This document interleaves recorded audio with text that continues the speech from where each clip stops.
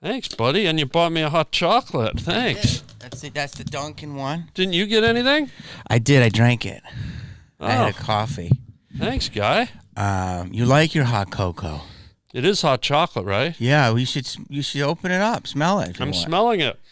I thought I smelt a little bit of coffee. No. I've never had a coffee in my life. No, don't do that then. If you think Is it a coffee? No, there's no coffee. Oh, then it's okay. No, it's, No, just double check it. no, I can smell it. Because it's a coffee place. Oh, yeah, that's coffee, dude. No, it's not. That's a coffee. That's a hot cocoa. Taste that. That is not hot cocoa. That's cocoa. Is it? Yeah.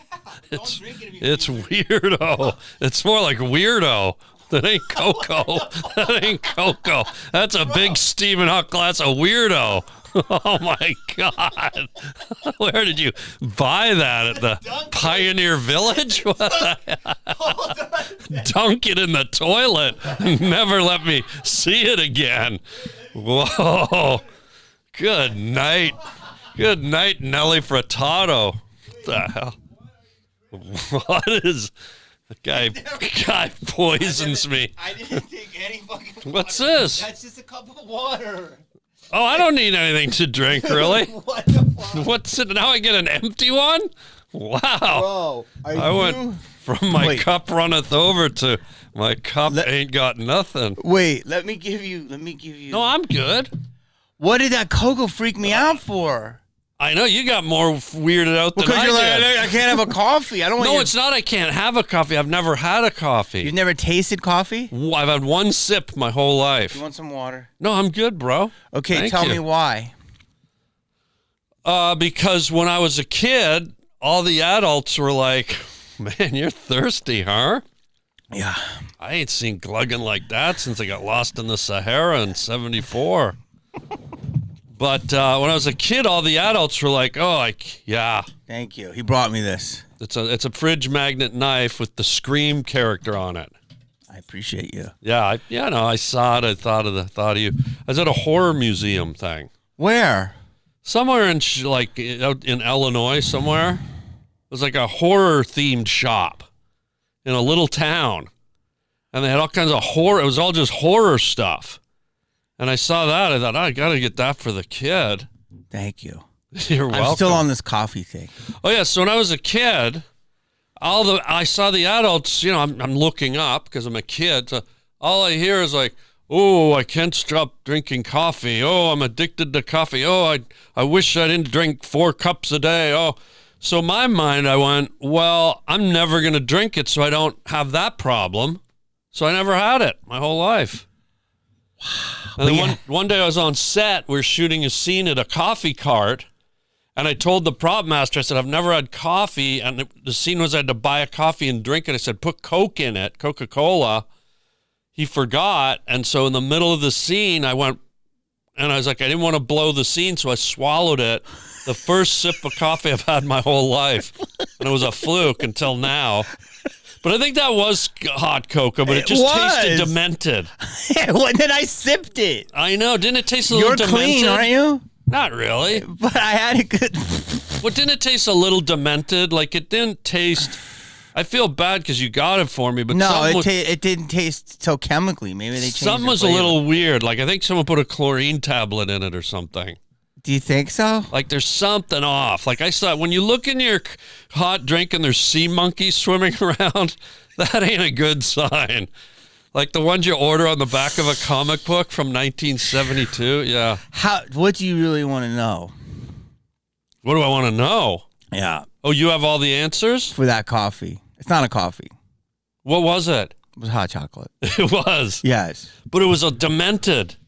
I find Dunkin' Donuts, and they're not a sponsor. I don't endorse them. Yeah. And isn't it funny? I'm not even about to say anything nice, but I don't find their hot chocolate very good.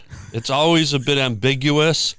It always tastes like someone got like 8 or 9 salamanders and grinded them up with one of those chemical mallets and just poured the juice in. I love Dunkin', the coffee.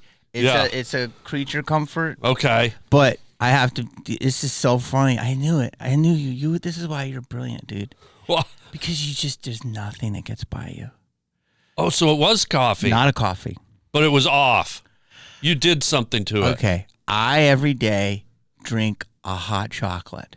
You do? Every day. I just started doing it about a month ago. My guy. But it's called bone broth hot cocoa. Oh, no. Where'd you order at the Discovery Channel? So I know. It's like, God, bone broth. I put bone broth, cocoa, maple syrup, collagen, and milk and real milk. Oh, Do you drink real milk? Do you drink real milk? I would rather have had a coffee. That's like 29 years of Hollywood in one glass. No, oh, God. No, but have you heard of it? No, until now. Do you know what it is? No, and I don't want to. Dude, it's incredible. It regenerates your stem cells. Yeah. Do you know what cacao is? It also fills up your toilet when you dump it out. So that was a homemade hot cocoa.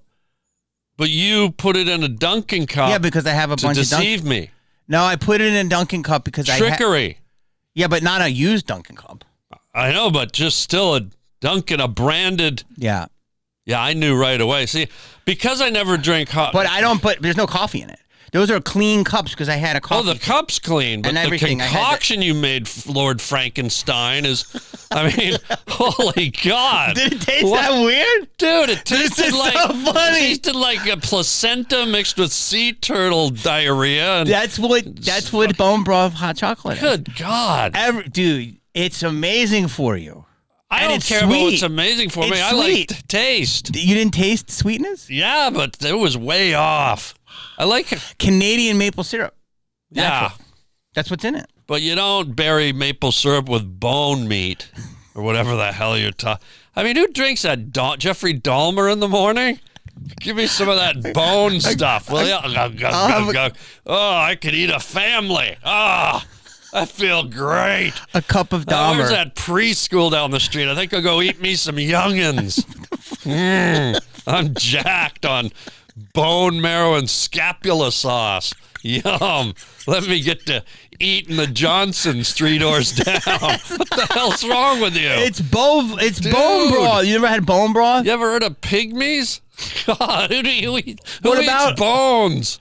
Bones are good. Why do I want bone broth? What do I have, the flu? No, it's good for you. Bones are good for you. Real good. Bones are good. I couldn't take one sip. Okay, well, Dude. there's nothing in it other than those 4 ingredients. 4. You know Five. what's good? Chocolate. That's one ingredient. It's cacao. And if hot was an ingredient, it would add 2. Cacao. Cacao sounds like something you do at a campground after you eat beans all night. God, dude, where are we at? Willie Nelson's outhouse? Dude, you're Canadian. Yeah, I eat You fucking real eat food. real food. That's a real food. That's Canadian. Give me a caribou. I don't want soy milk, lechin. It wasn't any of that. It was milk, Jesus. real milk. What's that mean? Like it's not pasteurized? It's like raw milk. It's good. Aren't kids dying of that stuff in the prairies? This all went horribly wrong. Huh? I should have just got you the Dunkin' coffee. Yeah. But I appreciate the love. You probably slaved all morning like a pioneer, churning butter and mixing every your morning. I make one of these, so I made you one, dude. But see, when you texted me, I said you want a Dunkin'. What do you want from Dunkin's? I have a coffee because I have a coffee too. Right? Did you get a coffee from Dunkin's? Yeah, I did. But I got a coffee. You couldn't get me a hot chocolate. You had to make. Let's go here. You had to go into the laboratory. So crazy, this story. This is so interesting. Let me tell you what happened. Man, dangerous. Already was ordered it. Had a coffee. You did. Yeah, that was like 4 hours ago. Then made my bone broth, which I do. And then I said, oh, Harland's going to want something. So because I'm going to have a bone broth and I'll give him a coffee. So I go, you want another coffee? So I'll order a Postmates again. And instead, you said hot chocolate and all bets were off. You're the first guy that ever wanted a hot chocolate. That's all I drank. But, dude, it's just such a good hot chocolate. When you go home, look it up. Bone broth hot cocoa. With unpasteurized milk. No, real milk from, like, Arrow One. So it's like a real milk. Like, fresh. They squeezed it probably this morning. Right, but right out of the cow. No pasteurization process. It's sold in a store. Right. It's clean. But I saw a thing on like 60 Minutes I where a don't bunch think of it's kids are pasteurized. like dying from drinking that. I'm pretty sure it's pasteurized. You can get it. I'm pretty It's sure. at the best supermarket. Dude, I thought we were friends. I know. I sit down for a little chit chat, and all of a Jesus. sudden I'm calling the funeral parlor on the way home. Dude, you got room for one more, O'Malley? It's regular milk. I'll show you the but bottle. Forest Lawn doesn't know that. They just dig holes in the ground. They don't care how you get there. Milk, stabbings, they just stuff you. Are you tripping out? No, not at all. Okay, good. I'm really worried about the fact that, dude, do you know what stem cells are? Yes. These regenerate them. Right.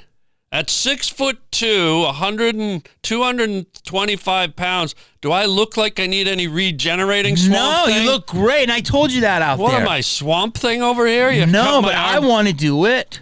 Okay. I'm 6 foot. I'd like to get another 2. Damn. I want you to know I appreciate the effort. That's what I call a very loving gesture. I appreciate that. I thought it would have worked better. No, I should turn my phone off. I just heard it make a noise. You're sitting on it. It's probably an Amber Alert for me because I'm about to die. What? God. From a hot cocoa? A cocoa alert. I get an Amber Cocoa Alert. It's the new Starbucks flavor, Amber Cocoa. How many weird podcast encounters have you had? What do you mean? Because I've seen some clips and you're always great on podcast. Have you ever had an uncomfortable one? Uncomfortable? Yeah. Like meaning in terms of the dialogue or a moment? Not really, because I can usually handle myself in any situation. Anything. Yeah. Anything. So even this is this is a treat. Okay, good. So this is not an uncomfortable thing. I'm not looking at this as a faux pas. Okay. I'm looking at this as a buddy went out of his way to make me a very special drink. Yeah. But I didn't know about it, so I had an adverse reaction to it. And now it's led to a fun sort of back and forth exchange. What other podcast has done 15 minutes on a hot chocolate? Just this one. I mean, we could wrap it up right now and go get a real drink. First one in the studio. Yeah. Oh, this is the new studio. And already it's ruined. Yeah. Way to go. But wait, the bone keeper here brings it in with a... Did it taste like shit or you just freaked out? Well, you got to remember, that's all I drank my whole life. The way you probably know the coffee beans and the aroma, I know hot chocolate because that's all I drank. Yeah. So the minute... It was even before I tasted it, I could smell something coming off it, like bone marrow or hyena meat or something. I wish you didn't sip it. And then I tasted it, I went, this is not hot chocolate. This is like giant's nectar or something. Don't you try new things? I do, but not when I don't know what they are. And if they're dangerous. That whole milk stuff is killing children all across the... Now you got me paranoid that I'm killing... It's normal milk. I got it at the store. But you said whole milk, unpasteurized right out of the... I just made that part up. Oh, okay. It's really so it's just good like from milk. Ralph's? No, it's from Mother's. It's a little supermarket, health market. But it's not I shop milk. at the place down the street. Yeah, you know. It's right next door. Yeah. They don't have it at Mother's. I go to and they always have it. Yeah. But so you feel okay? Oh, I feel good. I probably won't get sick. They usually say the sickness takes about 6 to 8 hours before... Like, even when you get food poisoning, it's never at the restaurant. It's when you go home that night, you're laying in bed, and you wake up, and you go, uh-oh, and then... Let me tell you this. This is... Okay, so that was a loving gesture. It was great. I love it. Now, let me tell Thank you, you, friend. This is coming from another loving gesture. Yeah. I'm sitting in the restaurant, and I'm in Vegas. Uh-oh. And you're there in the corner, and I'm about to start, and you're about to end. And this guy walks over my table and he says, hey, eat this. And it looked like half of a giant salamander. And I'm like, what is that? You go, this is an Australian crab tail. Do you remember that? And that was thick as hell. No, lobster tail. Lobster tail. Yeah. It was incredible. It was probably $400. Oh. You only ate half of it. They're so big. I dipped it in the butter, all the goo, whatever was on that plate. You gave me a plate of whatever. Yeah. And what did I do? I dove right in. Yeah. I swirled all in your used butter. Yeah. So I didn't freak out. And I ate that whole thing. Right, but don't forget, visually it was all there.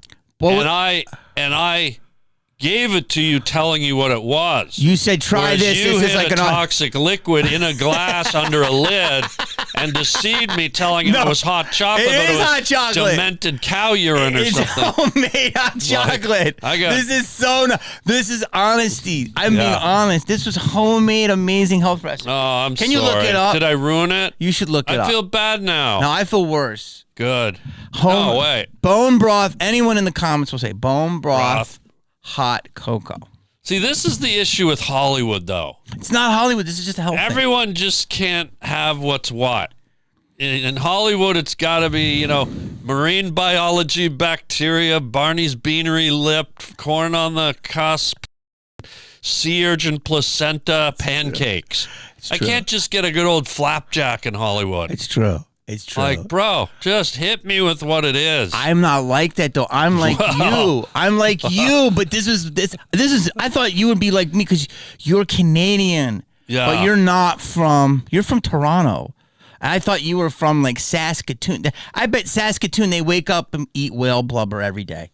Well, that would be improbable because it's the prairies. I don't remember ever seeing a baleen whale sifting through the wheat, Wherever up there, Nova Scotia. But also, I split my time between city life and nature. And, I was a ranger, a lumberjack. We had a cottage up in the woods. Okay, so then you know what's up. Right, but what you're getting it wrong. In the north, it's more simple. It's more like meat and potatoes. That's what that is. That's a bone. That's a bone. In a hot chocolate. Yes. You ain't seen I don't even think Eskimos do that crap. I mean, come on, guy. But I appreciate the loving gesture. Gotcha. Dude, believe me, it doesn't go unnoticed. Afterwards, can I buy you a regular hot chocolate? Yeah, I'll take the flapjack and the hot chocolate. Take the whole breakfast. Buddy, how long have you been out here? Out in L.A., I've been here since 88, 89, I think. Same amount of time. Oh, yeah? Wow. And when did you start comedy? Oh, I started it before I moved here. I started comedy stand-up in I want to say 82, 83, something like that. 84 maybe? Yeah, 1980. 40 years. Is it that long? Wow, that's the first time I've heard it said out loud. 40 years. I might need a bone chocolate. Exactly. Wow, get me the bone, dude. I need the bone. Bone me real quick. Wow. Wait. You were doing it in 7 years because I say Canadians. Yeah. One of their exports is comedy. Yeah, well, we have a high success ratio for just hilarious people. Yeah, the comedy that comes out of Canada is pretty. Some of my favorite people ever. It's cool. Jews, blacks, Canadians. Can I say that like that? Yeah. I wish Canadians was first, but I wish I was a black Jewish Canadian. Then I'd be like, I'd almost be Sammy Davis because Jr. I grew up more in the city, so there's a lot of Jewish guys, a lot of black guys, and Canadians. I discovered when it came to the biz. But the funniest people I never realized were Canadian. That Martin Short, Jim Carrey, John Candy, Eugene Levy, all of the SCT, all these different people. Yeah, Norm Macdonald. All Norm. They were all. I never knew it. Leslie Nielsen. Yeah, amazing. Matthew Perry, Michael J. Fox. Insane. Keep going. Howie Mandel. Insane. Yeah. It's like the export is close to hockey. Eugene Levy, Rick Moranis, Catherine O'Hara, John Candy. It's crazy. Dry. Like you guys will do jokes for yourselves. Yeah, well, I was having this conversation with someone. Someone asked me what it was, and I said we had the good fortune of being between the United Kingdom and the States. That's true. So the States was below us, and the United Kingdom was to the east of us. And because we were part of the Queen's Commonwealth, we were heavily inundated with British material, Monty Python and all that great, absurd, cerebral, twisted humor. And then we were also inundated with the American humor, Animal House and Saturday Night Live, the more over-your-head stuff. So we had the British influence, the American influence, and then we sort of, because we were like this small little country with 33 million people, sandwiched in between, we also had our own kind of weird Canadian culture. And so Canadian comedy is a blend of three, the blend of three different influences. And so I think if you can look for any type of difference or something that sticks out, it's because we kind of had that recipe, you know? That's an amazing breakdown. I think so. I think, I could be wrong. That's just my interpretation, but I mean, I grew up going nuts over British humor, like Monty Python and all that stuff. Saturday Night Live was actually... Lorne Michaels. I didn't like it. Lorne Michaels is Canadian, the guy who created Saturday Night Live, but I didn't love Saturday Night Live because it was too brazen. It was too sort of John Belushi, in your face, crushing a beer can on your forehead, whereas British humor was a lot more subtle and absurd, and it sort of took me at least, it took more of my imagination to get the humor in it versus just it blatantly being like kind of pushed in my face. But that, that type of humor has its place as well, so. What's the water? No, I'm good, buddy. Just think I have a little bone marrow stuck in my throat. Jesus Christ, I'm paranoid. No, you're good. You're good, dude. So wait, let me ask you this, because you are one of 5 people, I think. I say this. You're one of 3 people, 2 people. You would be one of the top people that are the hardest to follow.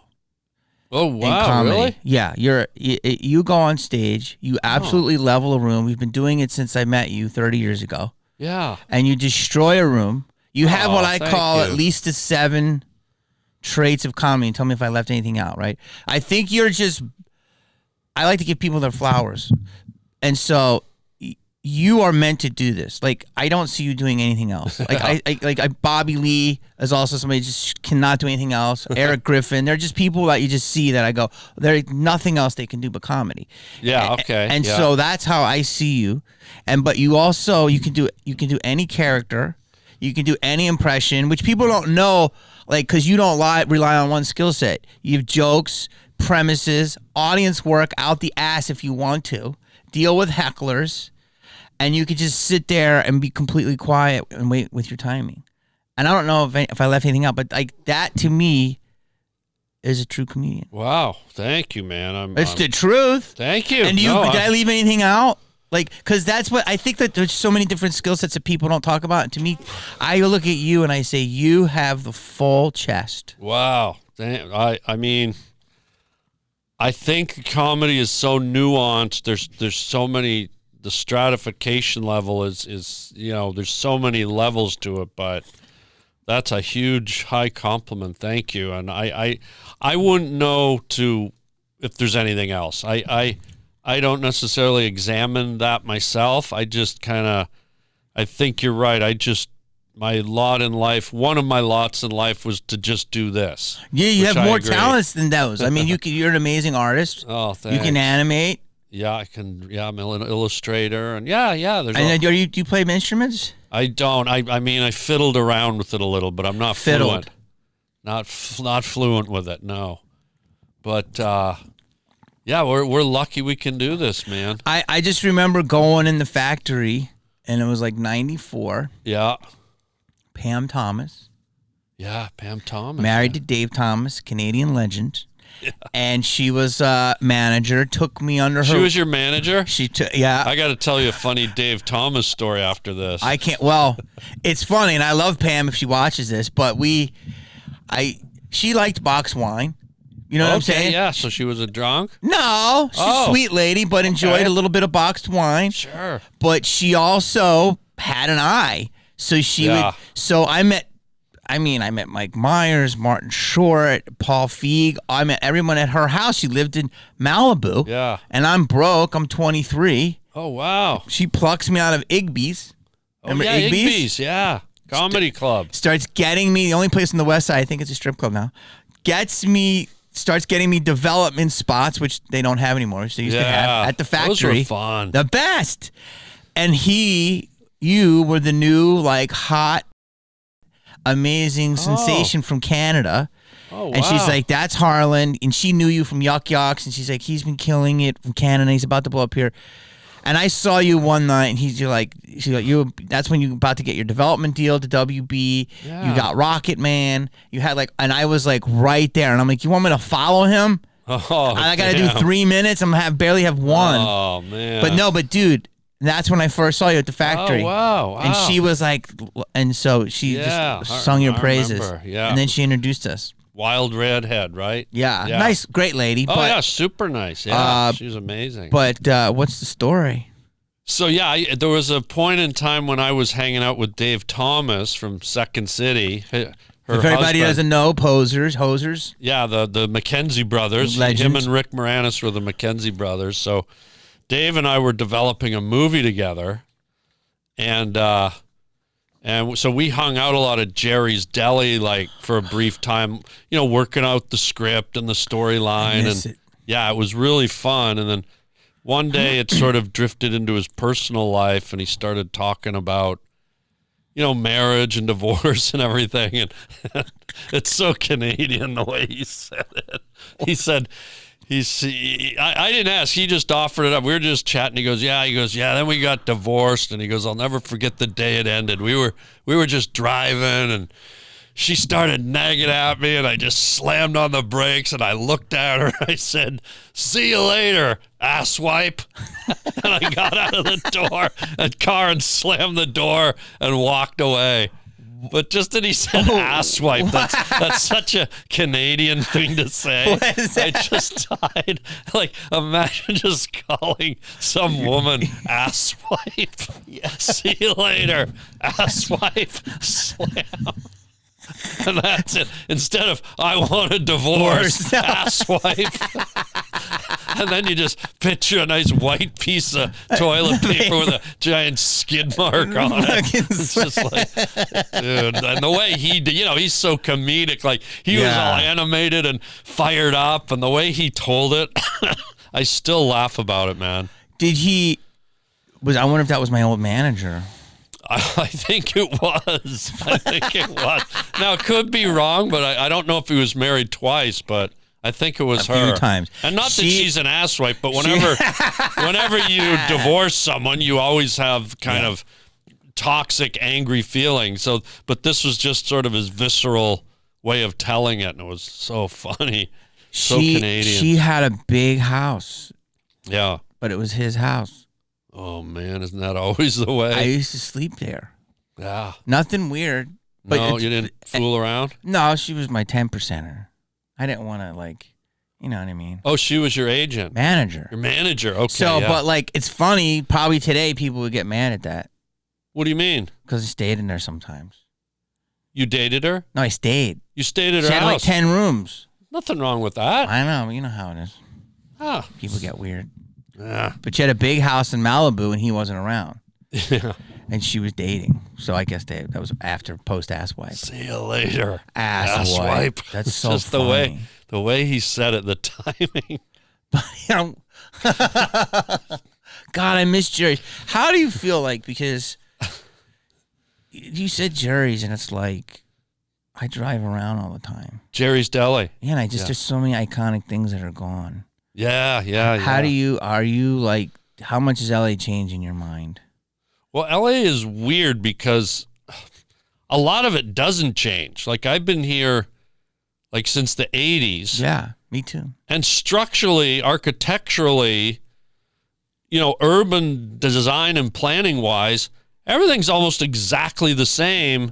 I mean, buildings change, they'll rip something down and put it up, but for the most part, man, when I drive through Burbank or I drive through Hollywood, the same sleazy T-shirt shops are all along Hollywood Boulevard. You go into Burbank, it's the same freaking neighborhoods and houses and Bob's Kentucky Fried Chicken and McDonald's. Nothing really changes here. It's weird. But there are a lot of things changing in Harlan. On the corner of Crescent Heights and Sunset, that whole shopping center is gone. Yeah, now I'd say in the last. It's weird. They when everything was supposed to shut down, for some reason I noticed construction galore. I've never seen so much stuff going up during. So you know what that is. It's sort of changing, yeah. But for the most part, this, because we have to drive all the way to the airport to do our gigs. And that drive from Hollywood to the airport, I go, have any of these buildings changed in 30 years? Like, it all looks exactly the same to me. No, it does, but there's a lot of new stuff happening since you're right. Across from Toy, they put up 2 new huge apartment buildings. Yeah. So yeah, no, it is starting a little bit, but overall, the city does not really. See, I drive around and I see how many things are closed, and it bums me out. Yeah, especially in Beverly Hills. If you've been to Beverly Hills, it's like almost every store is closed. Every third store is like boom, boom, boom, boom, boom. Yeah. That's weird. It's weird, yeah. But and how much do you think the business has changed? The entertainment business? Oh, huge. And it's changing as we speak. As we're doing this podcast, there's probably like 30 things turning over and changing. It's moving so quickly and transitioning. Yeah. Like yesterday, they had Paramount announced that MTV and Comedy Central are probably just going to go out of business. Wow. Think about that. Good. I mean, give them the broth. Didn't you see? Give them the Dunkin' Donuts broth. Didn't you see your last MTV rock video in 1989? Like, shouldn't it have gone out of business 36 years ago? Brand, though. It was a brand. Yeah, but it's called MTV. What was it? Music television. Yeah, but people don't even have video machines anymore. Videos don't exist. Agreed. So that's like having a network called, the Cantaloupe Network, and no one wants to watch Cantaloupe. No, they don't. And then as for Comedy Central, I mean, here's a network that all these decades had the word comedy in it, and all I ever got to see was South Park and Crank Yankers. Mm-hmm. Like, look at all the comedians we know that never had a special, never got on air. How much comedy did they actually promote? Mm-hmm. How many comedians did they take and develop and give shows to? Next to nobody. Mm-mm. So I don't know. And the people that ran Comedy Central, it wasn't always, I had many meetings over there, and I'd walk in and go, why aren't I sitting down with Steve Martin or Martin Short? Yeah. Comedy guys. Yeah. Instead, I'm sitting down with guys that have a degree from somewhere, or they were an ex. They used to run a tie shop, or who knows what they did. But it wasn't comedy people running Comedy Central. So it just, to me, that I'm glad it's gone. I love that you're saying that. Yeah, I love it, and I love this side of you because you to me are a pillar of comedy. You are a pillar. Don't be surprised. You're a pillar. A pillar, okay. And the thing is, you're so correct. Like, how many people do you know that are names that really, besides Chappelle? I mean, there's a few, obviously. Yeah. But a lot of people got comedy outside of Comedy Central that became successful in comedy. Yeah. Now, they did give me some early little breaks. I did little things there and there. But you're right what you're saying. But MTV, this is something that I have a soft spot for all of them. But I agree. I took many meetings. They say a way to kill a great idea is take a meeting. Yeah. So I had a lot of that. Yeah. But when I was at MTV, Lisa Berger, what's up, who was an executive I remember there, Lisa. yeah, she was a sweetheart. Sweetheart came in, a real executive, loved comedy, would come to the clubs, even though I would bomb, and she would say, you bomb really funny. Like, she was great. She knew how to nurture comedy. Exactly. And she gave me my first test pilot, 1994, and she says, there's 4 guys I like in town. Oh, wow. And she goes, you had a deal. So it was Harland Williams, Jay Moore, Jim Brewer. Oh, it was 5. Dave Chappelle. And she goes, and now you. Yeah. So I had a little deal there. You had a little deal there. Yeah, I had a few, I think. Yeah. So it's like, those are 5 different, distinctly very different people. Right. And she nurtured all of us. Yeah, she was one of the good ones. She became the president of E! And you know what I mean? It's like... Yeah. So it's like, and she did all the VH1 programming. But, that's the rare type of executive. Well, also don't forget, she was at MTV. That's where we were, yeah. But that's what I mean. That's a music network. Why weren't the people at Comedy Central, where it's comedy, what are music guys doing, comedy guys doing on a music network? That's what I mean. It was all just... Nothing made sense. Dude, because I think it's different. Like, I did a show, I remember before the pandemic, and I thought this guy came up to me, and it was like in this little place, and I the guy came up to me and he goes, "Hey man," he goes, "you really did it." And I go, "What do you mean?" He's like, "That was a great set." I go, "Thank you." He goes, "That was like old school." And I go, "What do you mean?" He's like, "Well, you just committed. You just went for it." Because I was all big and stuff. Whatever. It was like 40 people. I'm like, "You mean just doing comedy?" Yeah. And I think something happened. Because I look at you and you're the type of performer that I love and that I aspire to be, because you're not scared to use your skill set and become huge or become small. And I think there's a lot of people that started comedy and Comedy Central. I think there was a hipster vibe there, and they wanted to be cool. And that is the death of comedy, in my opinion. Cool. Yeah, maybe. I just wish they had. You didn't jump on that idea at all. Well, because I think that I don't know. I just feel like they sort of. Here's the world of comedy and all the people in it, and I feel like they focused on this much of that whole globe. That's what I was saying. They were a little hipstery at times. Well, I guess I don't know if it was hipstery. I just don't think they knew how to tap the well. They were called Comedy Central, but the people running it didn't know how to exploit comedy in a good way. Not exploit it for the sake of making money, but exploit all the talent and all the possibilities and opportunity. It's like, if you look at the Food Network, every show is about food, and there's 70 different chefs all day long. There's someone else cooking. Every hour, it's a new chef. It's a new dish. It's a new...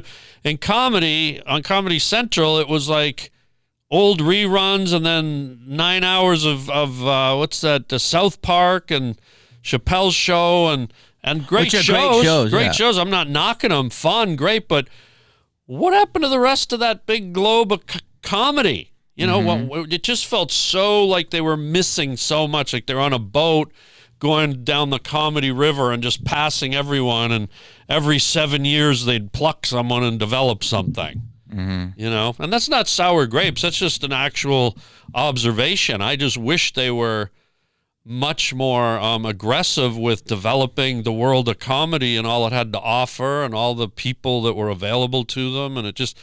If you go back in history and look at all they accomplished, it just seems like a place called Comedy Central should have an explosive, a catalog of, it should have been maybe Sometimes Comedy instead of Comedy Central. Comedy Central implies it's the nucleus of comedy and the epicenter of comedy where all things radiated, and it didn't feel like that. It didn't feel like that at all. Comedy... adjacent, comedy lackluster, comedy let's try a little harder, comedy let's fucking go, comedy you're missing the boat, comedy what's the central, what's another word for central? Comedy nucleus, but no, it's not really central, it's comedy off center, off center, comedy misaligned, just the point is I when you're going to brand yourself something Comedy Central and you have the reach of a whole network, like, get out there and exploit it and bring in comedic forces to run it. And I knew some of the executives there. Great people, fun guys. Gary Mann was a great guy. Like, there was some great guys who really loved comedy and loved to laugh, but I don't think they had enough comedic people there, running it and exploiting it the way it should have. I agree. Imagine if Disney Animation only did one cartoon a year.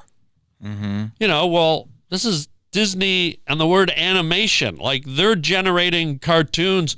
They're throwing stuff at the wall all the time. It never felt like Comedy Central did that. It felt like every 3-4 years, maybe something would come out, but it was always seemed very trepidatious. Like, you broke, but you didn't even break from there. You broke from like the WB and movies.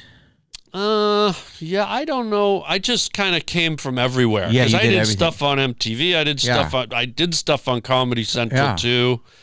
And I'm not saying they didn't have comedians, but they never like shows like the Chappelle Show or South Park. There should have been like a lot of those instead of just them, But yeah, I came. I did exactly what I wanted when I came here. I wanted to do stand up, and knowing that from stand up could come commercials, TV, sitcoms, movies, voice work, anything I wanted. And so when I came here, I just kind of went, reached out for all that stuff because I like to be stimulated. So I liked all the multi kind of faceted opportunities that exist here. And so that's what I did. So I don't know if I came from anything in particular, but I definitely put my finger in a lot of things, Oh, yeah. You were a big finger guy. Yeah, yeah. You were. So wait, how do you feel about Netflix then? In terms of what? Do you think they're developing comedy? I mean, it seems like they have a lot. I think they're developing a lot of comedy, but they're agenda driven. I agree. I don't think they're, again, the way Comedy Central missed the boat and didn't do a lot. Netflix is doing a lot, but they're not fishing in the pool of super refined, pure comedy. They're kind of, they've got a throw net where they're just kind of like, hey, let's get this, let's get that. And a lot of it feels like to me sort of motivated by agendas, which I don't think should be the source of comedy. Comedy should come from, getting the most laughs. People talking about a guy on the circuit and they're like, that's your guy. That guy's doing 15-minute spots and getting standing ovations. Mm-hmm. Give that guy or girl the special, Mm-hmm. But it doesn't seem like that's the criteria anymore. It's the agenda. Yeah, there's a lot of agenda and there's a lot of, sort of like, categories and groups and everyone should have a chance, but be the guy everyone's talking about, whether you're a certain race, color, sex, creed, whatever you are, but earn it, It used to be, tell me if I'm wrong. Yeah. I'm not sounding like you're saying, but it used to be you had to be the funniest. Yeah, or you had to be in that circle. You had to qualify to be. So you're saying it's not just about the funniest anymore? I don't think so. But I think they've sort of created a world now where it's like, well, what's funny? I think even with movies and stuff, they've created a world where they've watered everything down so much where the public, and especially the newbies that are coming up, they don't have the insight to question what's funny or what's dramatic or what's a real movie or what's not. You know what I mean? It's been so sort of watered down in many ways that it's So you think comedy's watered down?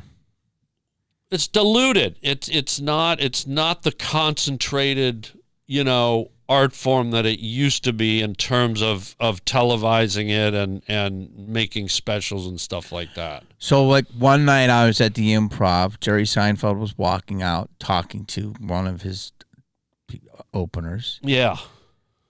Ellen was in the corner talking. Ellen DeGeneres?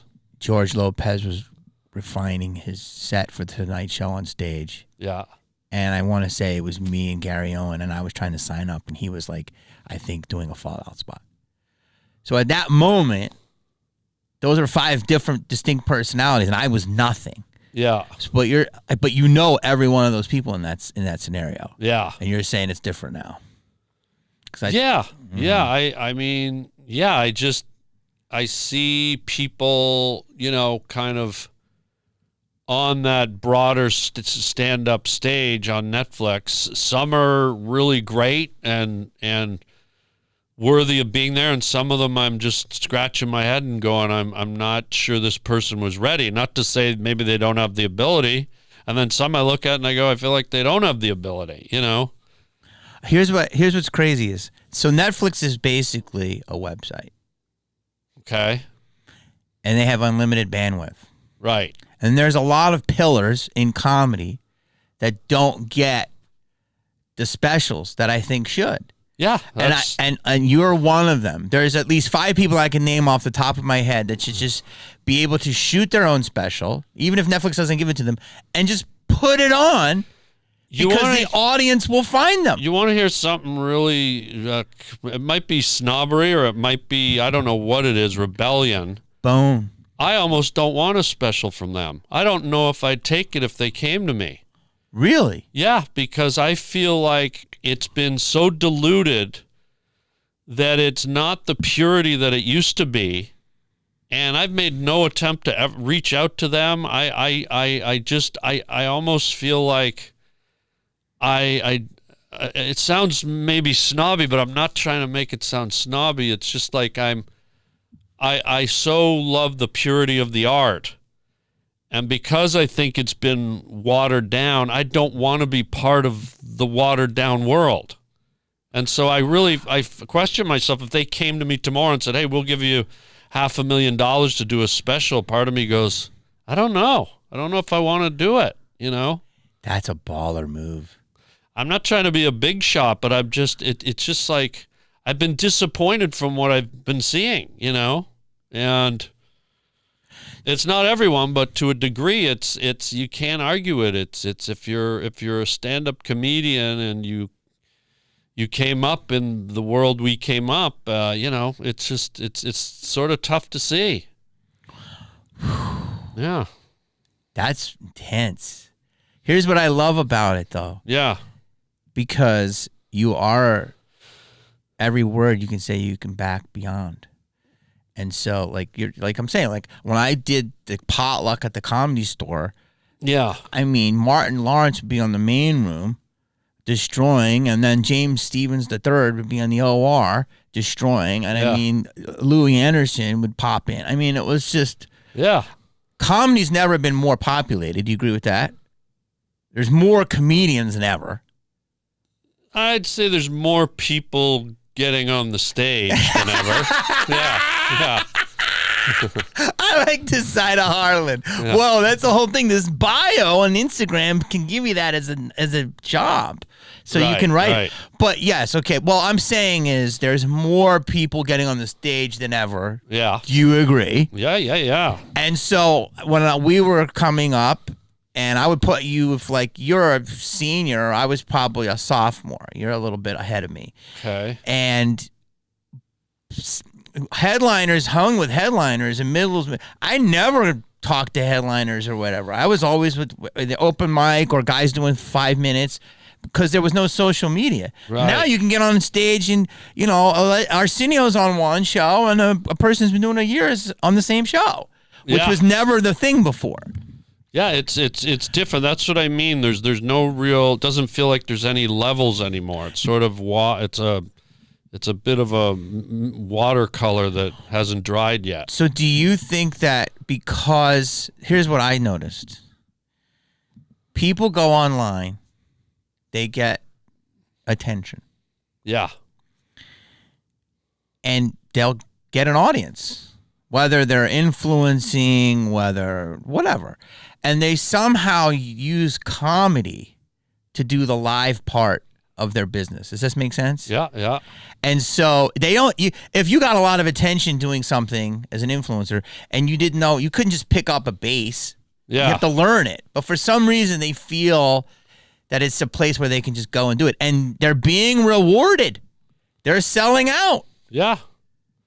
Well, here's the other side to my brain. I go, if you can make it, make it. Yeah. You know what I mean? Like, good for you. Yeah. If you're juggling chainsaws, make it. If you're the worst comedian, the worst singer, whatever, make it. But what I'm saying is you're gonna make it. You're gonna get an audience, but it's contributing to the. You ever see someone bleed out and that pool of blood just keeps expanding? So the whole arena of entertainment, regardless of the levels it at, it's just all bleeding out. So you're saying it's becoming more mediocre? No, I can't even say that because there are so many oddities and things that are coming into it that never would have had the access before. Exactly. I mean, there's more different people than ever in comedy, which is great. It's opening up different doors. And that's beautiful. Opening up different styles. I love the input. I love change. Mm-hmm. I don't want things to not change, but I guess what I'm saying is what you package as a prime cut, but it's really ground steak. That's what I don't like. I think it's more in the packaging. I'm all for everyone trying. I'm all for everyone having the opportunity. anyone should be able to get up on a stand-up stage and see what they got. Mm-hmm. But I guess I just wish they had a finer eye to where the cream rose. You know what I mean? Well, the business used to be gatekeepers. So we had to pass a test. If there's 6 people going out for a spot, only one of us got it, right? Yeah. Now, if you have an audience, because you made online, the business will... They don't really even need the business. They can sell a club. Yeah. You don't need TV spots. You don't need anything. You could sell out 10 nights in a row at a club. If the thing is the club, if the club is going to sell out, they're going to book you. Yeah, that's right. So it's a lot of things that have happened. Well, the other aspect to that, too, is it's like things are different than when me and you came up. Mm-hmm. And we did come up through this thing where there were steps and there was tons. There was work and reward. And it was like competitive, but it was great. It was rewarding. It was great, and it was hard work, and it made you strive to really hone your craft. But now we're in a world where things are much more washed out and wider, and if that's the direction that society's going in, that the entertainment consumer is going in, then that's okay too. But from where I sit as a guy who spent, as you said, 40 years doing this, I've still got half of my brain in the game. Like, let me just see your all-stars. Let me see the guys that made the NHL or the NFL. I don't want to see the guys in the junior league yet. Mm-hmm. Let me see them when they've been drafted to the big league. Let me present them then. They're still gonna, if they're still doing it 5 years younger and they're not ready yet, great. Let them develop. But when they're developed, let me see them so I can really appreciate it. And it doesn't sort of. I guess, like I was saying, water everything down, wash it out a bit, So somebody said this to me, my buddy Kay Francis, and he said that you're making such a good point. That if let's say somebody gets popular in the junior league, yeah, see, that's the difference. And the arena sees, oh my God. He might not be the best, I don't know, hockey term, forward or something. Yeah. But he'll sell all these tickets, and we can throw him in the game. It's that type of thing. Like, if you sell the tickets, they're going to book you. Yeah. And so, because you can be seen at any level now because of social media, but then the audiences that are coming into comedy weren't raised with comedy. Yeah. Do you feel that? So it's like this. You ever sit at you sit at a restaurant, dude. How many times you sit at a restaurant and you're minding your own business and there's a table of 7 people and they're going, ah! Ah! Ah! And I'm like, I've sat in a green room with you and Bill Burr and Steph Tevlov and so many funny people, and none of us laugh that hard. You know what I'm saying? Yeah. But like, these people that are working at a dentist office are like, this guy's murdering. Yeah. So yeah, so when I see that in the public eye, one of these guys from the office water cooler is getting on stage and his friends thinks he's a genius. And if he has a reach to 10 offices, there's your theory. Yeah. I mean, it's not just the comedian, it could be the audience. Yeah. Well, that's the beauty of entertainment. You there's no rules. You don't know where it comes from. You don't know where it stops and where it ends, and that's what I like about it. But I think I'm just talking about some of the bigger networks that have the ability to put out the prime beef, and they don't. That's the only, because of popularity. Yeah. If they see that someone's popular, right. Yeah, and so I don't know.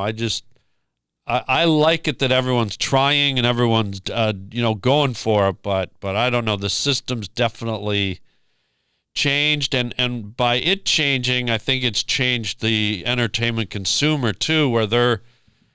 It's like movies. When we were younger, we'd go to a movie and we'd expect a beautiful movie like a Coppola or a David Lynch, or it's the craft, the direction, the lighting, the cutting, the editing, the acting. Like it was a piece of art. And now today you look at a lot of movies. I find myself walking out of a lot of movies. I find myself not going to movies the way I used to because they're just not that level of the prime cut isn't present anymore as much, and so we're losing something, but we're gaining something. I still don't know what it is. It's opening up really big, but we're losing a lot too on the way, which is a bummer. What about our movie? Oh, Wingman? See, this is why I love our movie, because you wrote a script that I thought start to finish was it was perfect. Oh, geez. No, it makes it, every joke pays off. Every part tracks in the story. It's big. It's crazy. It's the way comedy should be. Oh, thank you. Well, yeah, like that, you're referring to Wingman, a movie that I wrote and directed, and then you're in it, and Russell Peters and Kayla Wallace and some great people. But are we allowed to talk about it? Yeah, we can talk about it. It's not out yet. It had, to be honest, it hasn't even been sold yet. We're still putting it together. It's in the editing process, which is exciting. But yeah, I mean, my brain is wired when it comes to movies to, again, try and make a sculpted piece of art that has a beginning, a middle, and an end that you can track and follow. And I don't want a comedy where you leave and they're like, oh, there were 3 moments where I laughed. I like, I kind of follow the template of The Simpsons, where they have a template where let's do a joke every 45 seconds. Mm. We want our audience laughing. Sort of not quite as over the head as the Airplane and the Naked Gun movies, where every line's a joke, or even, who's that guy, Ryan Reynolds? What's that superhero? Deadpool? Is that, like, every line's a joke. Mm-hmm. I don't want that, but I want to create a reality where within the reality, there's just jokes, a barrage of jokes coming all the time. So when you leave a comedy, I want you to laugh more than 3 times. So yeah. So hopefully I succeeded with that. In I mean, we have one scene together in Wingman where there's one scene where we just stand there face to face, like, because we're rivals in the movie, and I think there's about 6 laughs in that one 90-second scene. Yeah. At least that's how I wrote it. And the way you acted it, the way we bounced off of each other, I think there's like at least 4 to 6 laughs in one scene. And that's what I want. I want people to get bang for their buck. Like, you look at Ace Ventura, you look at Austin Powers, like, it was just laugh, laugh, laugh, laugh. To me, that's a comedy movie. Yeah. That's how I looked at it. You made a movie that was a comedy movie. I hope so, man. I mean, the audience will decide. That's the beauty of doing movies, and the scary thing about doing movies. You can think it's hilarious, and the audience might show up and go, but so all I can do is throw it up to the comedy gods, hope that it resonates with comedy audiences, and I can do more. So yeah. That's how it felt. But here's great. The editor. You. Well, also the editors are laughing. That's a huge sign. Yeah. Well, you're the editor, but there's also other editors. Well, and the sound the guys mixers. at the post, the guys in post were laughing, but that's all inside industry stuff. But I've yet to see the movie with an audience. There's been no screenings.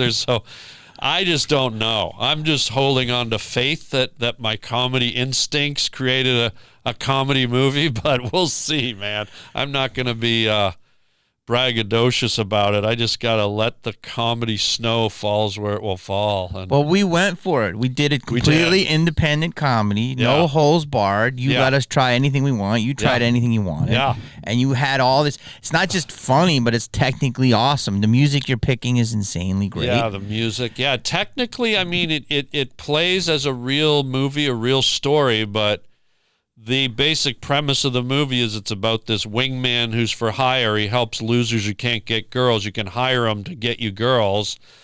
And he's sort of an over-the-top kind of character in the real world, kind of the way Ace Ventura was, the way Austin Powers was. And so I think it'll resonate with people because at the end of the day, regardless of the comedy, it's about human relationships and sexuality and finding a partner and the feelings of love lost and love gained. And I think those are universal themes. And when you kind of have some great actors, great characters in that world, and then you glaze it with comedy. Hopefully you have a good recipe. So there's things I'm not going to say anything, but there's premises for jokes that I've never ever heard. In the movie? Yes. Yeah. And I'm not going to say what they are. And that's why I was laughing my face off reading it. Oh, thank you. And I'm like, this is crazy. Like, there's so many. And it's a throwback to like 80s. I hate this. I don't want to sound like, but it's like big and loud. And it's like, but this story's got a lot of heart. Yeah. I always feel like with comedy, you got to have that balance where you want like the big over the top, but you also want to have some kind of relatable heart to it. Like even the Naked Gun movies had the through line of Leslie Nielsen and Priscilla Presley. Everything was crazy and maniacal, but yet the through line through the movie is that he was having relationship troubles. He was in love with Priscilla. And so you had that sort of grounding force, even though it's the most ridiculous stuff ever. And so there's a little bit of a love story in big love Wingman story as well. Yeah. Why do you think they stopped making comedies? I'm confounded by that. Yeah, I know one reason. One reason is that there was a time like through the 80s and the 90s where people just made movies. It's like, hey, we want to do a comedy like Ace Ventura. Hey, we want to do The Mask. Hey, we want to do The Godfather. Movies were sort of sold on their merit. Like, we think people would like this piece of work. And then marketing and money came into it where everything came down to zones and markets. And, well, this plays great overseas, but this doesn't. And I learned from being in the business and being around some high-level people that comedies, American-made comedies, don't translate globally. Like the audience in India or the audience in Thailand or the audience in China, they don't really understand the nuance of an Austin Powers or an Ace Ventura or even an Adam Sandler. Humor is very sort of culturally specific in a lot of ways, outside of maybe physical humor, right? Mm-hmm. And so I know from talking to people in the industry that it's even hard for guys like Jim Carrey and Will Ferrell and Adam Sandler to get a comedy movie made, because nowadays they look at how's it going to do globally, money-wise. Mm-hmm. And even those guys don't translate to a lot of these other cultures. And so the money doesn't come in the way it would if you do a horror. They love horror movies because that translates anywhere. A superhero movie, stuff like that. So I think that's one of the issues with comedies now. They sort of have died on the vine a little bit because now studios are a lot more aware of the global market and chasing all that money, it seems, Mm-hmm. But who knows? I mean... Well, a little bit of our culture has changed. People got offended. Oh, you mean like the woke culture thing? Yeah. Yeah, I guess, but I think it's more offensive to go to a comedy and not see comedy and see a homogenized movie that's a piece of white bread garbage. That's more insulting to me than going and seeing a movie where maybe someone says something edgy and takes a chance and makes me laugh or doesn't make me laugh, but at least I can look at it and go, even though I didn't laugh at the dildo joke, I know that there's comedy in there. Versus a movie where they take all that stuff out and there's no comedy and you're supposed to go in and laugh at something that's not really been baked into the recipe. Because that's been made by, like you said, those executives. That's what I'm saying, yeah. But you know what? So tell me if, like last summer, there was a big movie and they said, it's the comedy and the best comedy in 2 years. What was it? It was Jennifer Lawrence. I didn't see it. And she played some kind of teacher or something. Oh, yeah, I saw it. Okay, you did. I went to see it. It's the one where she tutors a kid or something like that. Okay. Yeah. No, I didn't see it. And I love her. I think she's super talented. Mm-hmm. She's a superstar. But when I heard that phrase, it's the biggest comedy in years, I'm like, Can you, Harland Williams, go and star in a historical drama, which you should be allowed to do, and go, it's the best historical drama in years? Would they give you that same chance? Oh, God, I don't know. But you know what I'm saying? Yeah. It's like we take this global superstar who's known for some dramatic performances, they put her in a comedy, and they like big her up as the best comedy in 2 years, but they won't let a comedian do it. Oh yeah, they do that a lot. I mean, look at all the comedies with wrestlers in it, and like wrestlers. There are some funny wrestlers though. Rappers and wrestlers, and how many comedy movies have you seen where they're the stars? And it's like, just get funny people. So do you feel a comedy gets dissed? Comedians. The whole thing, what you're saying, I love how you're being vague. Wrestlers, I just got who you're talking about. So no, there's a few of them. I know. There's a lot of them. But, well, there's one wrestler that's the biggest wrestler, and might be the biggest one in the world. The Rock? Yeah. Yeah, there's The Rock, and then there's that other guy. Rock is funny. I mean, he can be humorous, but he's not comedy. He's not a comedian. Yeah, I know.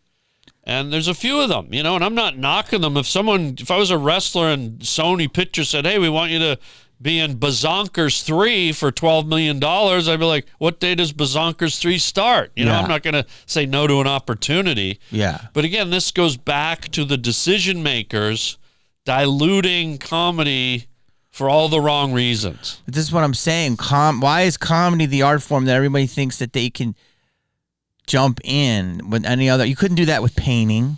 Yeah. You couldn't do that with interpretive dance. Yeah. Comedy, I feel, is a skill set that is highly underrated, and it hurts my feelings. Well, it should. Think of it. Every dramatic actor you've ever seen, whether it be Al Pacino, Meryl Streep, Jack Nicholson, Sean Penn, whoever, Laurence Olivier, Brando.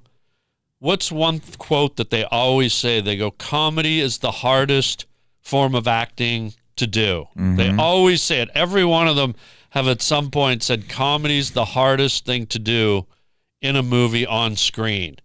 And yet comedy is the one category that's never existed in the Oscars in history.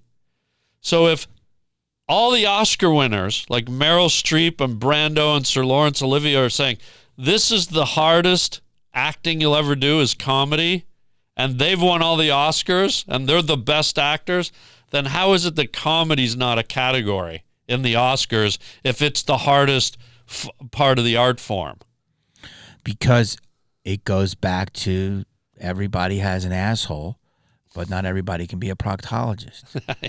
Everybody can laugh. I don't know. It's because if you do it well, they think you're not doing it. That's the great deception. Well, think of it. Whether you think some comedians are jackasses or geniuses, look at Jerry Lewis. Mm-hmm. No one could do what that guy did. Yeah. It's one thing to be a hammer and a buffoon and jump around and try to be funny, but try to calculate being funny and getting the result of being funny. That's a whole nother level.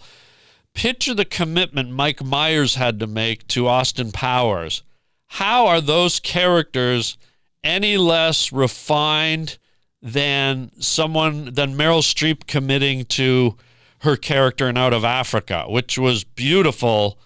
So these comedic actors should definitely get the accolades they deserve. And if it's the hardest form of acting, why aren't they even acknowledged? I would love it if Michael Myers.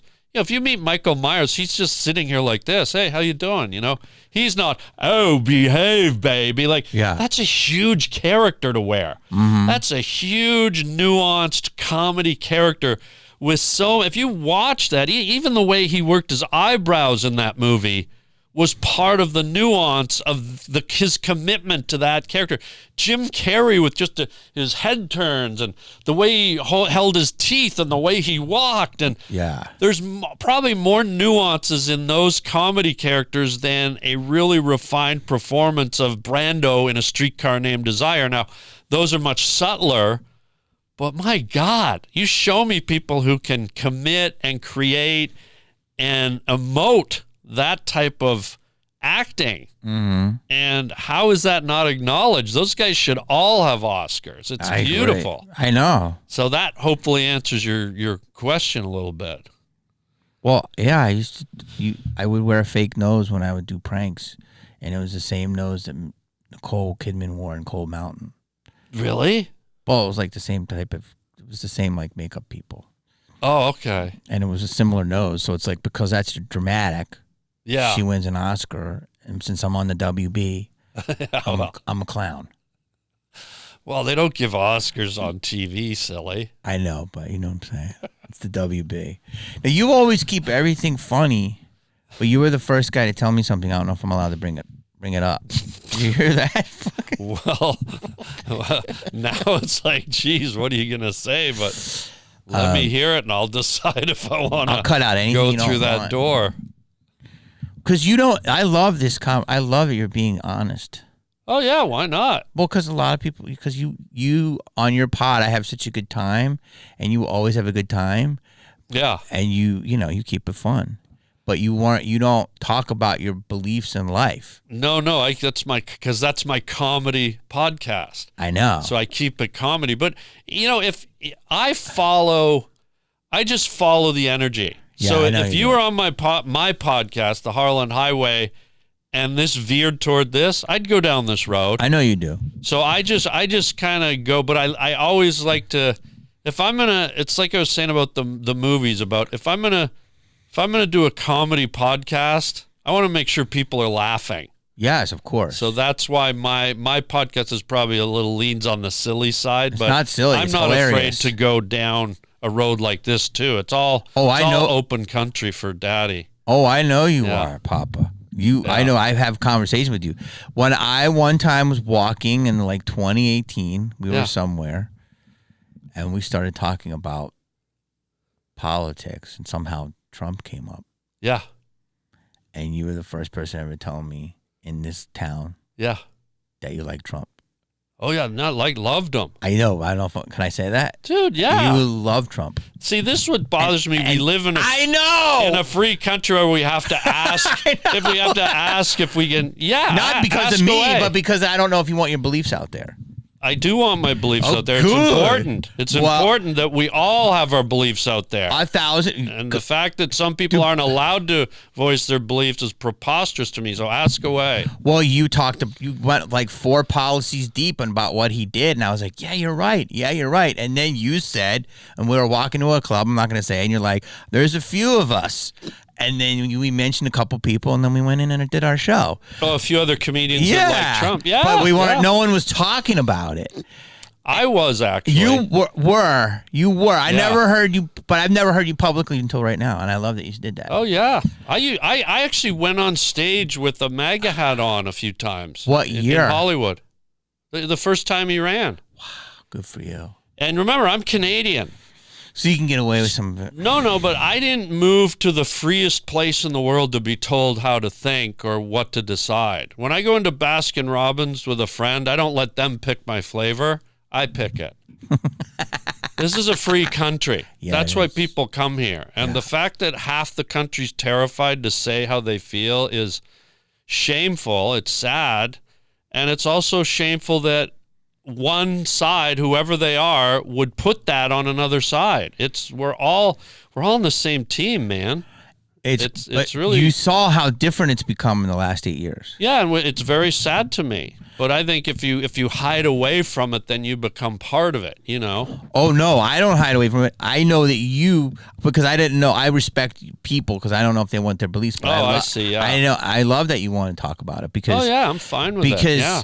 I you- talked about it way before he won the first time on my old audio podcast. I did many episodes where I talked about how I predicted he was going to win and why I thought he should win and who he was as a person. And, I did a whole episode where I talked about he was a maverick, and America was built on the backs of mavericks.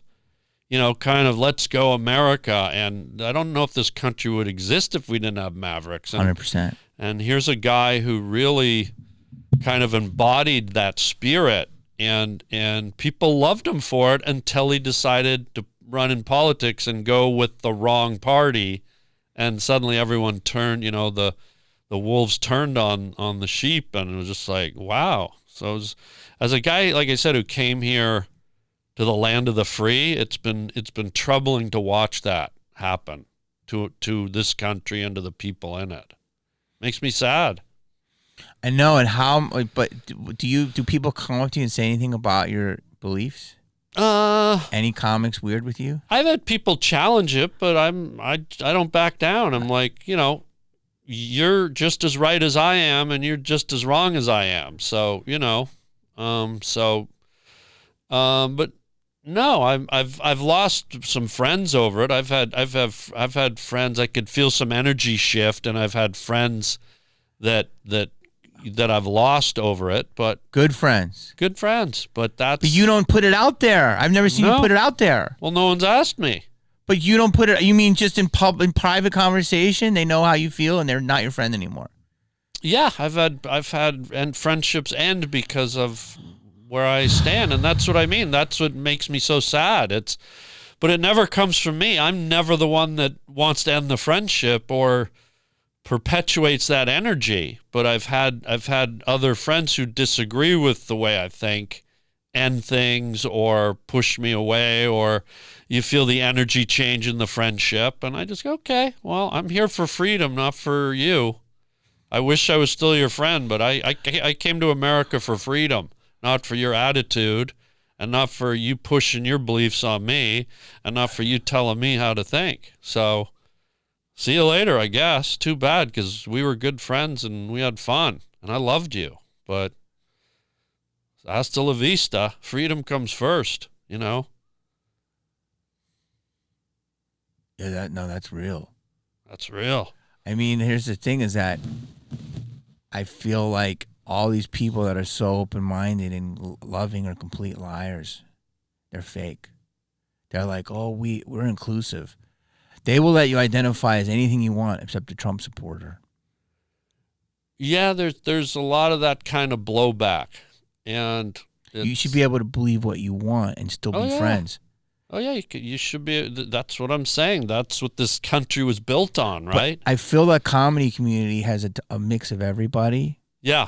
And I do feel I'll do shows with wild liberals. I don't think I'm anything. I think I'm an independent, but they're going to call me a right-winger. Oh, they are? Yeah, but that's just, to me, that's common sense now. And so you can go with some wild liberals, but I still believe that our base connection is comedy first. Yeah. And still the laughter is more important than everything else. So I do feel that the comedy has a good mix of everybody, and they're still pretty accepting, I hope. Yeah, you know what? To be honest, in the comedy community, I don't feel... I think because it's a small community, and I think comedians realize that when we get on stage, we have an extra voice in the world. And if you were to go to a comedian and go, hey, dude, I don't like your material about dogs, and I don't like your material about camping. Like, don't do that.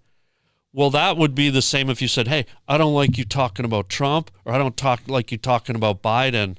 I think there's this pool of respect amongst comedians where I can't really have an opinion about that person's point of view, because then I'd be stepping on their creativity. I'd be stepping on their voice to project their comedy.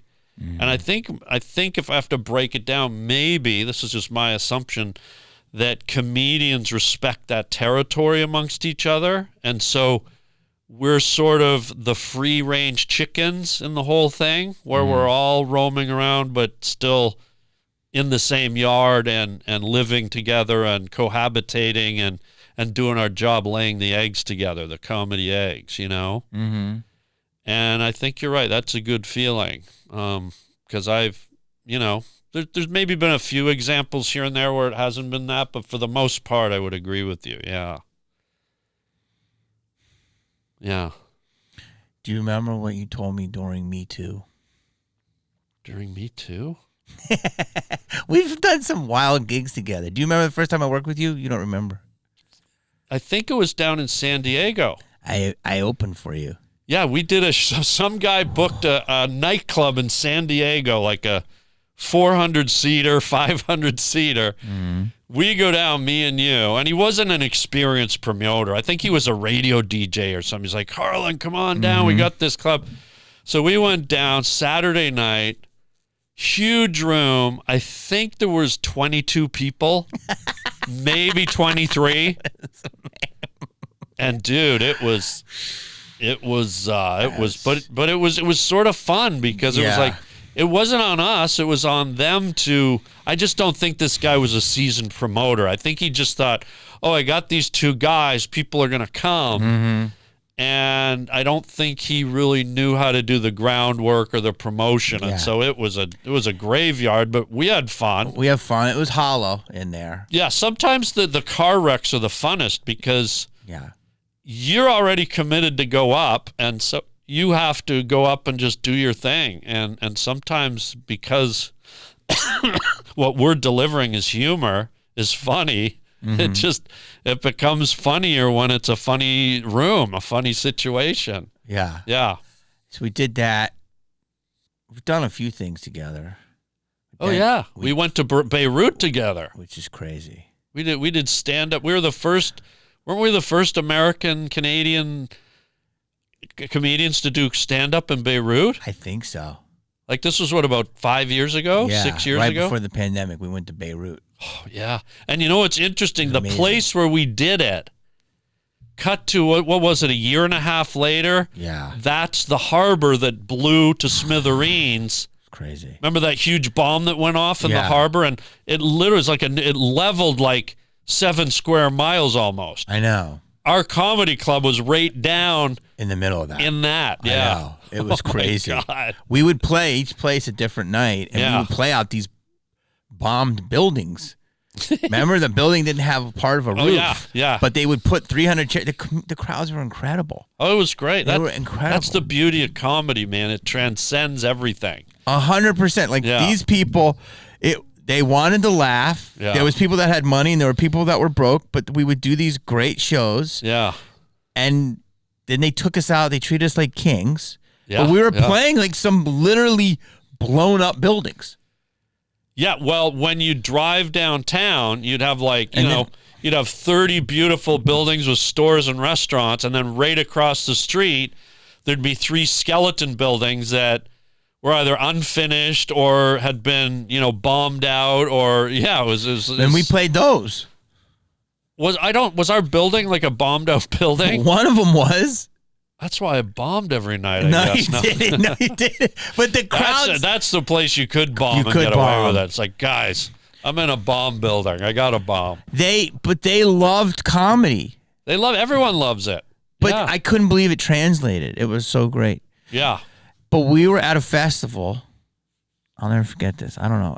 I'll say this and you can tell me if you want to keep it. Yeah. Me Too was red hot. Red hot. We were doing the Foo Fighters. And that was the show where I would like open and you would close. Oh yeah, it was a music festival out here in California. But there was a bigger crowd waiting for the Foo Fighters, watching the Grips, and we had our comedy tent over here. Yeah. It was like we're like, okay, can some of the Grips come over?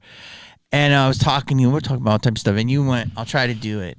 Yeah. Because I love you, and I was like, somehow Me Too came out. It was one of the funniest things ever, and you go, "Hey, boy." Tell me if I'm doing you. Is that wrong?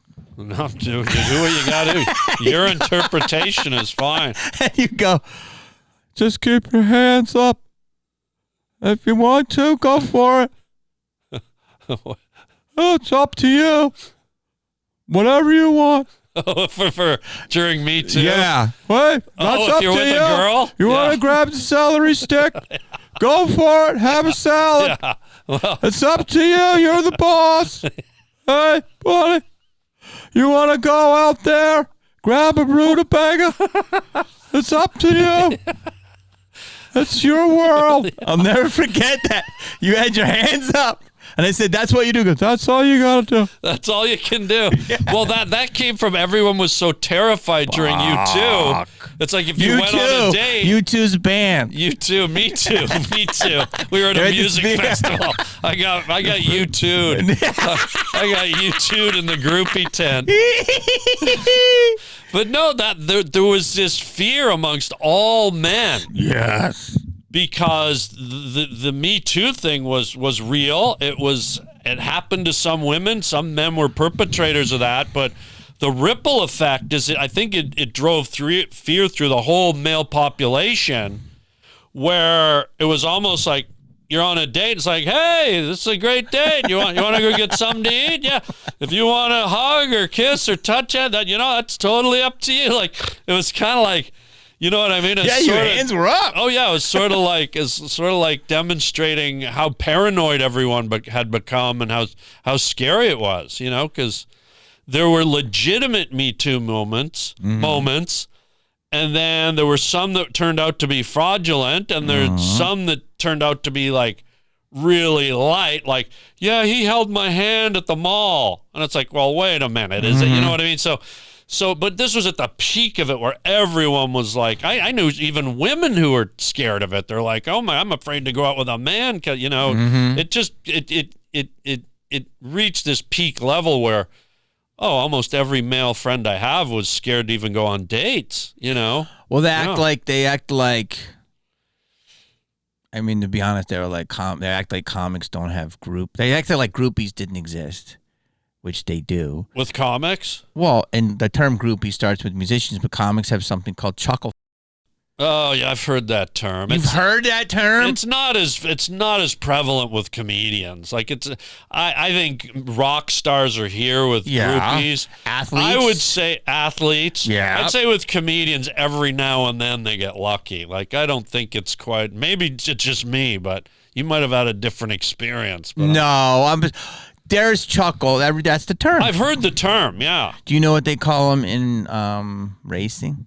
Racing. Thoroughbreds? Car racing. Oh. Speed demons? Not bad. Speed humps? That should be. Spare tires? Jack me up? Dipstick? Oil change? Pit lizards. But I love speed humps. Speed humps, yeah. Speed humps. Yeah. God, that's perfect. Yeah. Dude, I was just laugh because during the Me Too, people were just like, comics and audiences that I'm sure you've been to a show. Yeah. And afterwards you sold merch. You sold merch. Yeah. I've had some pretty aggressive women, and I'm not mad about it. It's a compliment. Okay, yeah. Yeah. So I'm just saying, but the whole world was acting like that didn't exist. Like, people don't love different people that are performers. And I was like, well, that's just not true. As long as everything's cool. Yeah. And I had one. I can tell you a story. Oh, here we go. Well, this is true. I'm not even making up. Well, let me put on my glasses. Go ahead. It's turned into your pod. Fuck. Go ahead. This guy. Why do you? Tell your story, buddy. Go ahead. Yeah. Do whatever you want. Tell your story, guy. Let's go, buddy. I'll be over here wiping my ass with your flowers, guy. It's the fern. I was in. Just keep them on. Why? I was looking at the eyes. Focus. I was in. It's hard to. Oh my God, they blink. Yeah. How? I know. It's crazy. Where's my comedy Oscar? You can look right. You can look right in there as I'm telling the story. Yeah. I was in. Yes. Oh, dude, I'm crying. I was in San Francisco doing a gig. Yeah. And this old ass bag came to. I'll never forget this, to the merch table.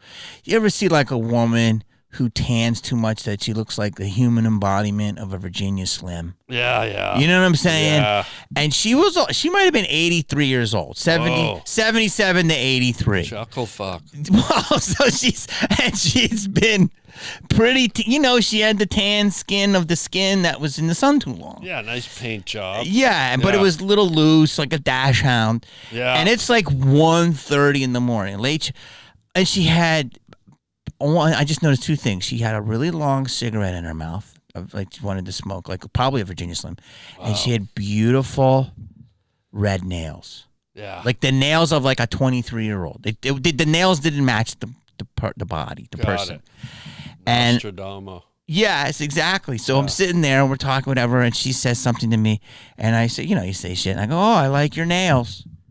Like that. And I'm not making this up. She had the voice. She goes, oh, you like, she literally had it in her mouth. She goes, "How you like him, huh? You like him?" Let me try to do the voice. She was like, "Hey, you like him? You like him?" And I'm like, really smoky voice. Let me do a better one. You like him?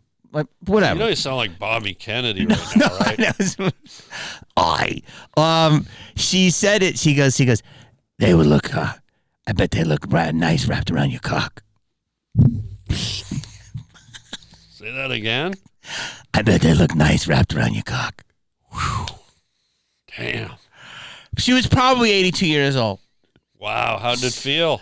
Well, I said, ma'am, and I'm not kidding. I looked at her and I'm like, cash or Venmo. Wow, that'd be like a velociraptor going after you. 100%. Wow. 100%. Then she left out. She walked out, and, you know, this was years ago, and, you know, it's like 1:30 in the morning in the Bay Area, and you're kind of like thinking to yourself, like, what's up? A hand's a hand. You know what I'm saying? A claw's a claw. A little lotion, that could be a 23-year-old. Wait a minute. Let me tell you something about you. Oh. They would look good wrapped around your cock. Maybe that's not the right. Yeah. Wait a minute. They would look so good wrapped around your cock. That's not the one. They would look good wrapped around your cock. It was that type of voice. It's like getting a hand job from a Muppet at that point. Sounds like Grover or like Cookie Monster. Wow. Why did you? Oh, you want him back on? So when you're talking about, me too. You know that comics get chicks. Oh yeah, I'm not. You saying... acted like they don't. No. I'm just saying they're not at the level of like Guns N' Roses, where they have naked girls lined up in the hallway. Let's go like this. Let's start. Rock stars. Yeah. Athletes. Yeah. Actors. I guess. I don't know. Yeah. Okay. Stock car drivers. I don't know. Where are comedians? I'd say way down here. My experiences, I've never... That's 5 levels. What else would get before? It's like celebrity chefs? I don't know. I just never perceived comedians of being this big groupie culture. Maybe it's just me. But I'm a guy, listen to this. You've done well in life. I've been in the entertainment industry... For 40 years. 40 years. I've seen cocaine physically in 40 years... deeply immersed in the comedy and entertainment, movie and TV industry parties, celebrities. I've physically seen cocaine 3 times in my whole life. You put a number to it. That's all I've ever seen it. So that's what I mean. I've always sort of been in the business, but sort of never been in the mix. I've always sort of watched it from the outside and stepped in when I had to do my thing, but then stepped back out. Dude, I'm the same way. I don't know how many times I've seen it. Probably 5, 10, I don't know, at parties. Nothing crazy, but I never done it. Like you, I've never done it. You've never done it either. I know that. No, but I've never even seen it. Like what? You've never seen cocaine? 3 times in 40 years. Yeah. How do you not see it at a party? Because I feel like you and I are this. It's bizarre. Because we're doing it. We're actually doing the shit that a lot of that shit is the people that want to be in the business. Well, that's what I'm saying about the groupies. I've never seen a plethora of women like. Have you ever? I haven't been privy to that. Well, Harlan, you go to a show and you absolutely murder the crowd. So there's women that just love you because you're just so funny. If you're a funny person, it can also be a panty dropper. Let's just be honest. Well, if you notice me, how often do you see me at the clubs? You see me? No, I'm saying on the road. On stage, you're and off, I'm gone. and then you're gone. 100%. I'm a phantom. 100%. I'm saying when you're on the road. I'm a phantom, and you're man. in Poughkeepsie. I'm gone. And you're selling your beer koozie.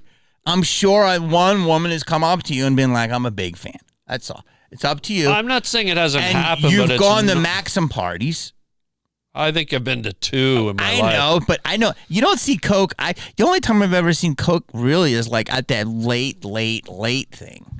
But I think anything in life, if you want it, you got to be sort of looking for it, you know? Oh, I would and never. My MO was just get on stage and be funny and vanish. I'm with you, but to act like you never... No, I'm not acting anything. I'm just telling you my experience. The same way I've never seen Coke, I honestly have never seen I've never been exposed to a huge thing of groupie type women. I'm sure they exist for some comedians, but I don't hang around with them, so I don't know. So that's just been my experience with it. All right. Look me right in the eyes and tell me. No, I'm kidding. But I don't know if I can say this. You and I used to date a very a nice lady, and I think you dated her roommate. Really? So what I'm saying is, I know that you're a very desirable man for women. That's all I'm going to say. Am I allowed to say that? Well, I don't. If that's true, great. I'm flattered, but I'm not like I said. My reality is, I can't know what other people are out there thinking. No cocaine ever. No. Me neither. No coffee. I do like coffee. And only making truckers after the show. Those are the guys that I laugh at. Truckers? Just no women. No, I'm not saying I haven't met women or been around women. No. I mean, my whole point was that comics have. There was a whole thing that they acted like comedians never hooked up with the audience members consensually, and that was like a weird thing. I'm like, it happens in all forms of art. Actors and actresses do a love scene and then hook up. It's okay. It happens in everything. I know. If you work at Home Depot, there's a whole hierarchy there. From the There's plumbers. the cute girl at the cashier's desk. There's the handsome guy in the loading dock. If you work at IBM, if you work at Microsoft, everything has its own ecosystem. So it's all just It's all in every industry, and in some industries it's probably more incessant than even the entertainment industry. But everywhere you work, I worked in an office before I did stand-up, and the amount of personal jockeying and sort of flirting and cheating and interplay between married and unmarried and the secretaries and the executives and the this and the that. It's a whole ecosystem. We're living organisms. It's like if you go and look at any puddle on the ground or any marsh or swamp, it's swarming with life. It's swarming with relationships. It's swarming with interactions between living entities. It's just, it never stops. We're life. It's like when you look at sperm under a microscope, it's just millions of these squiggling things just trying to survive and get somewhere. And that's all we are, you know? We're sperm. We're just these things. We're ants crawling around each other and doing our thing and trying to get here and there and protect the nest and hide the eggs and do this and do that. You know what I mean? It's just, we're just this ecosystem of crazy, ravaging bacteria, microorganisms, bone marrow coffees. It's sitting on the counter. Oh, God. It's probably crawled off the counter by now. I could heat it up for you. No. Can I buy you a real hot chocolate? Well, you don't have to go out of your way to prove a point. The gesture is fully accepted and heartfelt. I feel because bad. It was the wrong concoction doesn't diminish the gesture. All right. Yeah, I love the gesture, and in my heart and soul, I have consumed your beautiful hot chocolate. I think that's a good place to end. Yeah. Thank you, buddy. Buddy, thank you. I Great appreciate to see it. you, man. Good to see you. I can't wait for our movie. Yeah, Wingman. Yes. Wingman. And got to have you back on the Harland Highway soon. I would love it. We did it last time. We had a riot. We had a good time. Yeah. If you didn't see it, go watch his pod, The Harland Highway. It's killing, by the way. Yeah, thanks, man. I'm having a great time. So we'll have to have you back on sometime in the next few months. Yes. Yes. Like and subscribe.